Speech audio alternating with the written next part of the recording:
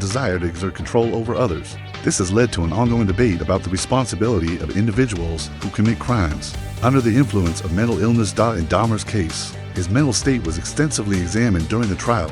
It was revealed that Dahmer had been struggling with self-destructive tendencies, including alcoholism, and had expressed feelings of disassociation and isolation.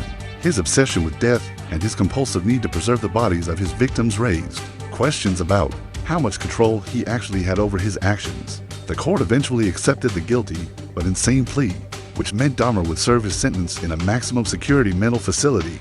However, Dahmer's defense did not resolve the ethical issue of whether mental illness could truly excuse the brutality of his actions. His trial reignited the debate over how society treats criminals with mental health disorders. Should they be held accountable for their actions, or are they victims of their own minds beyond their control? 3.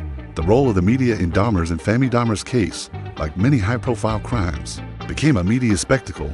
The way the media covered his arrest, trial, and eventual death in prison was a significant part of how he became an iconic figure in the public consciousness. The media's portrayal of Dahmer as the monster of Milwaukee captivated audiences, with every gruesome detail of his crimes being dissected for public consumption. The media's sensationalist portrayal of Dahmer played a role in shaping how the public perceived him.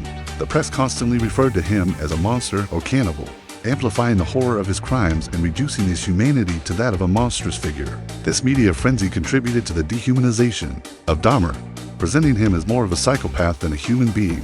While this portrayal made the case more captivating for the public, it also obscured the more nuanced questions about mental health, society's responsibility, and the causes of such behavior.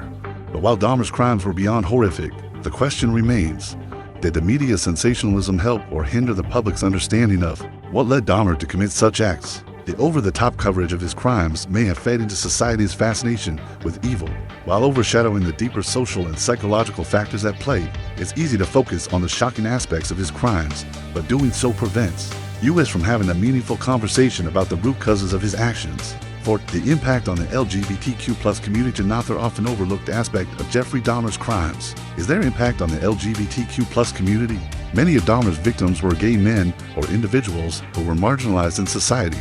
Dahmer specifically targeted men who were often vulnerable or living on the fringes, individuals who were less likely to be missed or reported missing by society. The targeting of gay men and the systemic indifference to their disappearances raised questions about how society viewed and treated marginalized communities. Dahmer's crimes illuminated how vulnerable these individuals were, especially within a society that still stigmatized the LGBTQ community. This aspect of the case sparked conversations